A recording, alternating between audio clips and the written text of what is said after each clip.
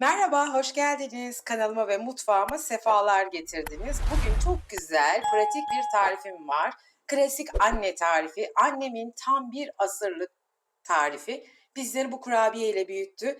Bilmeyenler ya da unutmuş olanlara bir hatırlatma olsun istedim. Hadi buyurun geçelim tarife.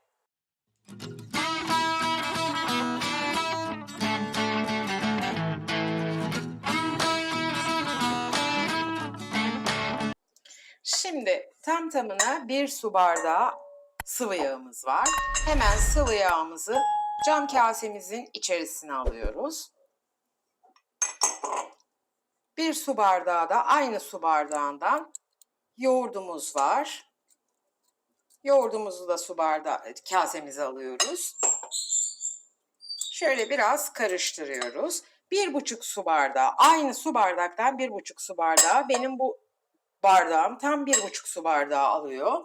Ölçerek koydum. Toz şekerimi de koyuyorum. Şöyle biraz karıştırıyorum.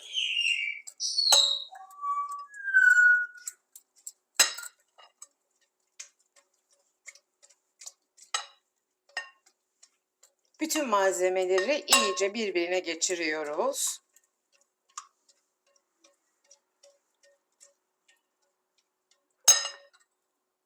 Böyle 10 adet cevizimi biraz blenderdan geçirdim hafif. Biraz iri olarak doğradım. Onu da kattıktan sonra tam tamına 4,5 su bardağı unumu eleyerek, mutlaka eleyerek kullanın arkadaşlar. Daha önceki videolarımda da bahsettim. Elediğiniz zaman çok daha iyi performans veriyor. Topaklanmasını da önlüyor. Şöyle önce bir yarısını koyuyorum. Normalde çok defalarca yaptığım bir tarif ve dolayısıyla tam tamına 4,5 su bardağı alıyor. Ama unun markasına, hasadına ve cinsine göre değiştiği için mutlaka hamur işlerinde böyle biraz yavaş koymakta fayda var. Kıvamını göreceğiz.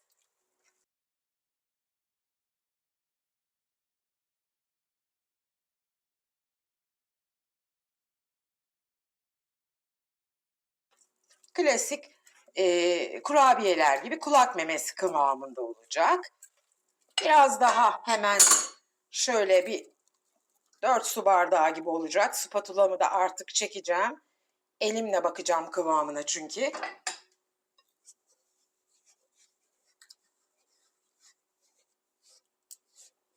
Spatulamı da kaldırdıktan sonra elimle bir yoğuruyorum. Her zaman yoğurduğunuz el yapış yapış olur. Elinizi temizledikten sonra hamurun kıvamına bakmak gerekir. Ama bu hamur hala cıvık, o yüzden biraz daha istiyor.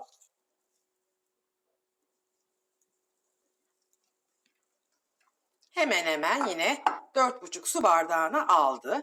Ne kadar unun performansı fark etse de işte öyle bir tarif bu. Hiç şaşmıyor. Çok da lezzetli oluyor, çok güzel oluyor. Klasik anne kurabiyesi. Benim canım rahmetli annem çok uzun yıllar sürekli yapardı bunu. Şimdi bir güzelce biraz daha birkaç dakika yoğuracağım. Çok aman aman mıncıklamaya, yoğurmaya gerek yok.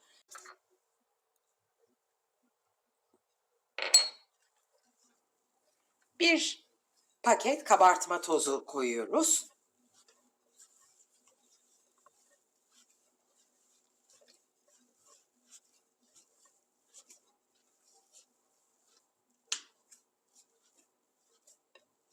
Bakın hamurum gayet güzel toparlandı.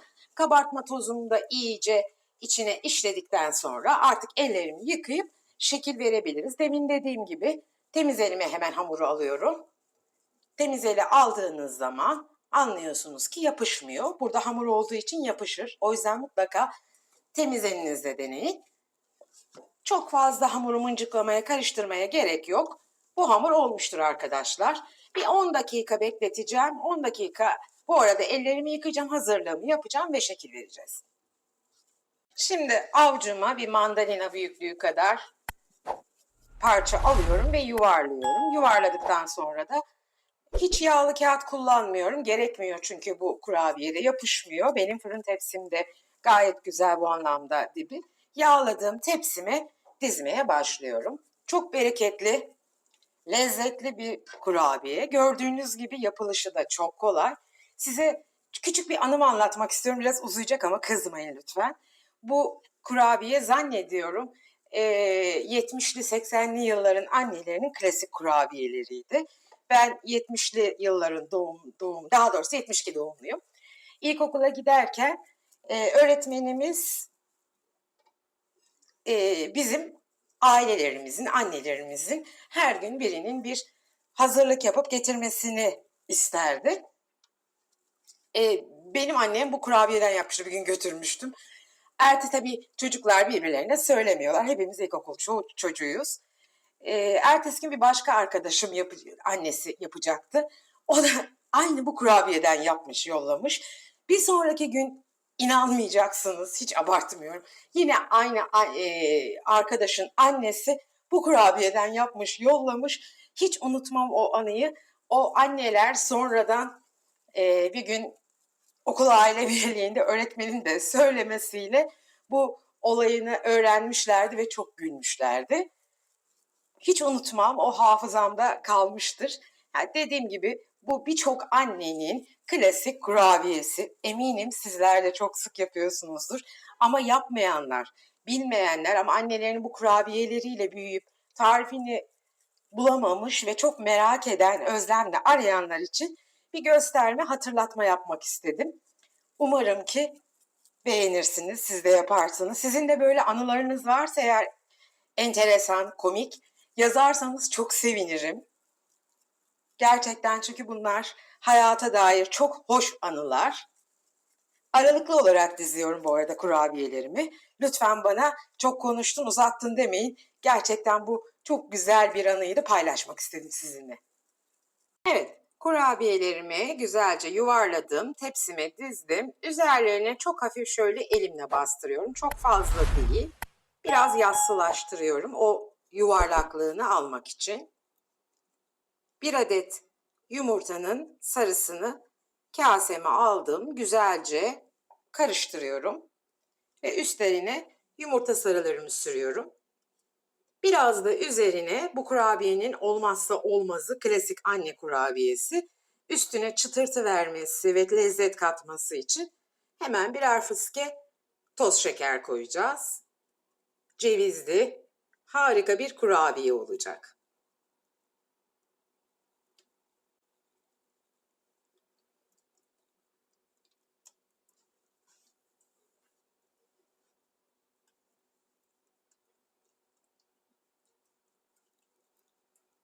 Şimdi hemen birer tutam kadar toz şeker koyuyorum üzerlerine.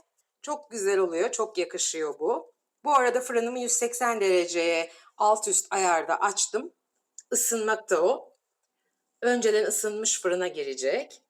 Nar gibi kızarana kadar böyle üstleri fırında kalacak. Fırınımıza koyalım, pişsin, çıksın, görüşelim. Kurabiyelerim 20 dakika alt üst ayar 180 derece önceden ısıtılmış fırında tam 20 dakikada güzelce pişti. Ama mutlaka kontrol etmeniz lazım. Benim fırınım biraz çabuk pişiriyor her şeyi. Dolayısıyla fırından fırına fark edebilir. 20 dakika, 25 ya da 30 dakikaya sarkabilir. Kontrol etmekte fayda var. Şimdi çok sıcaklar, biraz ilk sıcaklığının geçmesi lazım. Kurabiyelerinizi hiçbir zaman fırından çıkarır çıkarmaz ellemeyin. Parçalanır, kırılır. Soğuduğu zaman hafif daha sertleşir. Sıcakken yumuşak olurlar. O yüzden birazcık serinlesin. Ondan sonra iç dokusunu da size göstereceğim. Ama kıvamı şu arkadaşlar. Nar gibi kızaracak, çatlayacak ve genişleyecek kurabiyelerimizin piştiği anlaşılacak. Evet, kurabiyelerim soğudular. Hemen almak istiyorum kaseme. Gördüğünüz gibi hiçbir şekilde de yapışmamışlar. Çok kolaylıkla çıkıyor.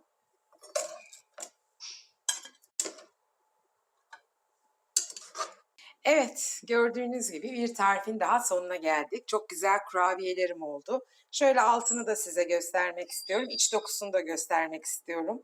Nefis kurabiyeler. Dışı çıtır ama içi yumuşak. Çok güzel. Lezzetini eminim bayılacaksınız. Zaten birçoğunuz yemiştir ama yememiş olanlara da tavsiye ediyorum. Tarifimi denerseniz yorumlarınızı mutlaka bekliyorum. O güzel annelerin güzel ellerinden çıkan klasik anne tarifi.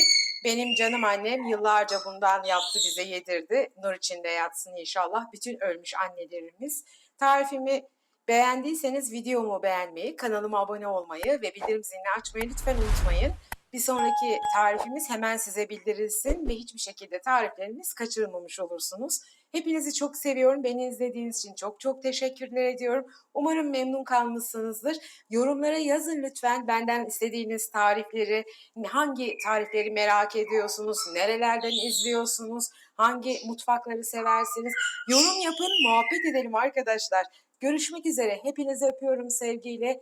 Kendinize iyi bakın. Hoşça kalın.